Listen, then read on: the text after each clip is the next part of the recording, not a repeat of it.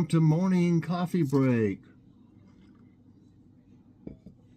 I hope everybody's doing great today. It's Wednesday, November 20th. Currently it's 60 degrees. High today is going to be 65. Chance of rain 64%. Winds at 2 miles per hour. I don't think it's supposed to start raining until later on, though, in the day. I've got a doctor's appointment today, and I think he's going to test my sugar or test me for diabetes, however they do that. I've been pre-diabetic for years, and but I've never got any worse. So I hope it's not any worse or anything like that. So we'll see. Okay, yeah, I said I was going to do it the other day, but it took me a couple days because other things came up. But I got a Kitty's Corner today. Yep, sure do. There she is sitting right there. Hi, Kitty. That's some funny jokes you got there.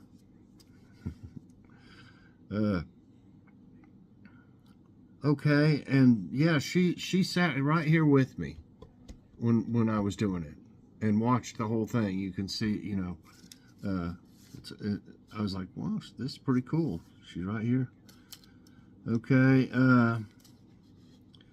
what's for dinner? The plan right now is those bacon cheddar smoked sausages in the those artisan rolls, and some peppers and onions, saute them, put it over that. And then I think we're just going to have those mashed potatoes that we got from Food City that are, you just microwave them. They're Yukon Gold, though, so they should be pretty good. Okay. Let's see what's going on with the jokes. So I guess a joke a day is back in business. They're back in like normal, just email each day with what's going on. So they must have had some trouble with hackers or something. I don't know. So anyway, here's the first one. After years of wondering why he didn't look like his younger sister or brother, a young man finally got up the nerve to ask his mother if he was adopted. Yes, you were, son, his mother said as she started to cry softly. But it didn't work out and they brought you back. What? Okay. A man being tried for murder happens to know one of the jurors. Before jury deliberation, the man finds a way to contact his friend and empathetically demands that he vote for life in prison with the possibility of parole. The friend agrees. The jury deliberates for a week and returns a verdict of guilty with life imprisonment. The convicted man phones his friend and asks why it took so long for the verdict. His friend says, "It took me a long time to convince the other jurors for life imprisonment." "Why is that?" "Because they wanted to acquit you." Or say no guilty. Not guilty, I mean. They all wanted to say not guilty, and each had to changed all their minds. Okay. Oh, okay. I thought of the day is from Khalil Gibran. You talk when you cease to be at peace with your thoughts.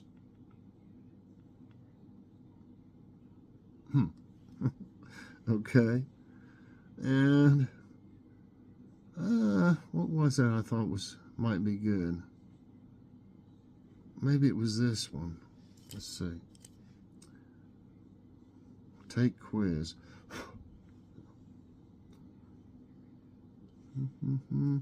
Which of these magic elements did Felix the cat use?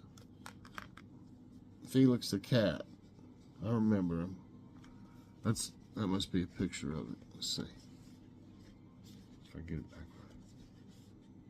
There's Felix the cat. Which of these elements did Felix the cat use? Magic elements. Car, bag, shoes, house. I'm trying to think. I remember some of those cartoons, but I want to think he had like a bag. Yeah, that's right. A bag. Felix's Magic Bag of Tricks is a magic bag owned by Felix the Cat that was introduced in Felix the Cat TV series. Although it's usually called the Magic Bag, Felix also calls it his little bag of tricks, or simply bag. Which of these is a book that contains spells? Guidebook, Grimoire, Grimoire. I don't know if I pronounced that right. Novel, Thesaurus. Well, the only one that seems out of place, and it would be this Grimoire. That seemed pretty easy enough. Yeah. A grimoire is a textbook of magic, typically including instructions on how to create magical objects like talismans and amulets, not ambulance, amulets, how to perform magical spells, charms, and divination. Okay. In Matilda, who has the ability to move objects with her mind? Dorothy, Mr. Trunchbull, Matilda, Miss Honey. And this was a cute movie. I remember this. I think it had Danny DeVito in it and his wife. I don't know why I can't remember her name right now. I think they were both in it, yeah. And the little girl that played Matilda is really cute in it. She probably all grown up, I would imagine, by now. Yeah, I mean, it's been a long time since that movie was out. But anyway, it's Matilda. She can move stuff. When she arrives at Cruncham Hall Primary School for Kindergarten, Matilda's teacher, Miss Honey, discovers that she is a genius with extraordinary intelligence and has special powers of telekinesis, the ability to move objects with the mind. Okay, what word is typically used to conjure up different spells? I don't know. This first one. Haagen-Dazs? You conjure up something with that. Abracadabra. Hullabaloo. Lollapalooza.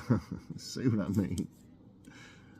This is pretty easy just because it's ridiculous what the other answers are. I'd like to conjure up some good Haagen-Dazs, maybe butter pecan or something. I don't know if they even make butter pecan. It's abracadabra. Hocus pocus, abracadabra, alakazam. These are the words that we invoke when magic is at work, even if it might be just a card trick at home. Okay. Yeah, I remember something about this. Which famous magician levitated over the Grand Canyon? Harry Houdini, David Copperfield, David Blaine, Chris Angel. I know, I don't think it was Harry Houdini. I know David Copperfield used to do some really crazy stuff. And this Chris Angel did too. I don't really remember this, hearing about that David Blaine much. I've heard something about him, but I don't know if I've ever seen him. Wow, that sounds something like that Chris Angel would have done. No, it's David Copperfield, so yeah. Do y'all remember though that Chris Angel would do some crazy stuff? But I didn't remember David Copperfield doing it. David Copperfield is an American magician described by Forbes as the most commercially successful magician in history. His illusions have included the disappearance of a Learjet, the vanishing and reappearance of the Statue of Liberty, levitating over the Grand Canyon. That was 84. Walking through the Great Wall of China. Wow. Escaping from Alcatraz. The disappearance of an Orient Express dining car, and flying on stage for several minutes in 1992. I should have known. Yeah, he did some big stuff. Okay, this one. is really...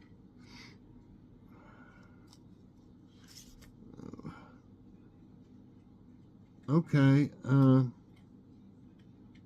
this I'm not for sure about. What allows children to fly in the Peter Pan story? A magic wand, angel wings, fairy dust, butterfly scales. Scales? I think Kitty's back here eating. Yep, there she is. Okay, I think seemed like they was throwing fairy dust around. You up there now? There you are. She ate or something. She's got up in this chair now. Yeah, fairy dust. In most versions of J.M. Barrie's 1904 play Peter Pan, fairy dust is the magical element that allows the protagonist to fly. Okay. Back then, they probably were throwing asbestos around for the fairy dust, you know, like they did in Wizard of Oz. That was for snow. They used asbestos flakes. Jeez. Which creature would you be if you were suffering from lycanthropy? And I know this because I've seen a bunch of different movies, especially the Twilight movies, which should probably give it away for some of you, but vampire, dragon, werewolf, witch. Of course, those Twilight movies had vampires and werewolves in them. And also the Blade, you know, with what Wesley Snipes. Man, there was a lot of action in those movies, though. So, which creature would you be? Vampire, werewolf, dragon, witch? It would be a werewolf. Yeah. In folklore, a werewolf, or occasionally lycanthrope, is a human with the ability to shapeshift into a wolf, or a wolf-like creature. Which of these illusionists got his name from a Charles Dickens novel? Criss Angel, Harry Houdini, David Copperfield, David Blaine. Got his name from a Charles Dickens novel. Wow, you know,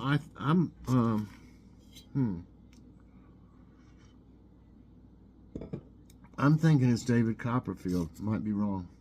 No, that's right. I remember that. Now that they said that, Charles Dickens, I remember in the movie. David Copperfield is an American entertainer, one of the best-known stage illusionists in the late 20th and early 21st centuries. Copperfield first billed himself as Davano before adopting his more familiar Dickensian stage name, David Copperfield. They keep going on and on about it. What? Okay. Wow, this is... I'm going to pass on this.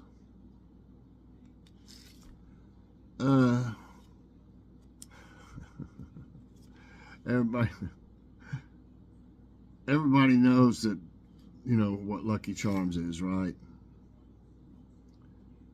Okay, this might be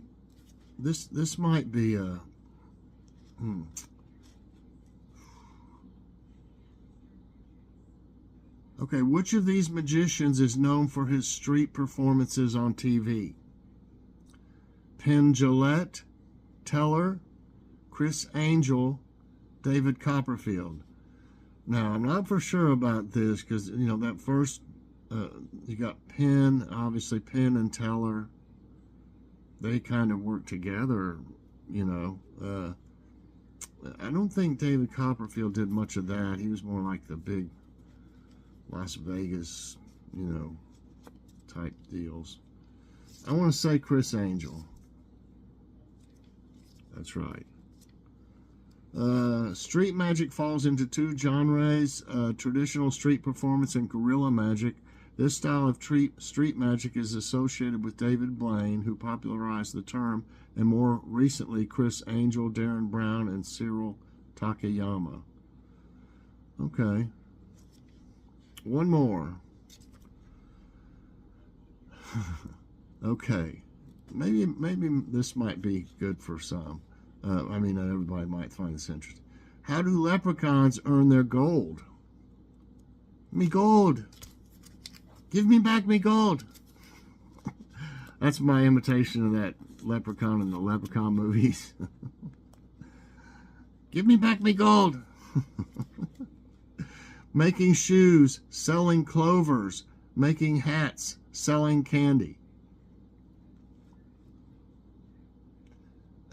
It's making shoes. I mean, it's funny because in a couple of them, he grabs people's shoes or something and was like, you know, fixing them for them and stuff.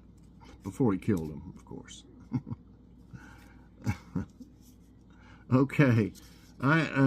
So that's it. Leprechauns have a reputation for many things. Some say they bring good luck. Others say they're not. They're tricksters meant to punish greed. One main characteristic of leprechauns is a pot of gold. Me pot of gold. Okay, I got 9 right today and 1 wrong. I could have got that one, but I don't know. I think it was the one with Chris Angel. I thought had done that Grand Canyon thing. So anyway, I should have known. David Copperfield back in the day did some really cool stuff. So anyway, I hope y'all enjoyed today's trivia time and morning coffee break. If you did, I hope you'll press that like button. Also subscribe if you haven't already and share this out. And hit that so you get all my videos as soon as they come out. Everybody, I hope you have a great day. And check out Kitty's Corner later on. It's hilarious, everybody. And I got to go to the doctor this afternoon, so that'll be over before you know it. All right. Thanks for watching, everybody, and we'll see you later on. And God bless.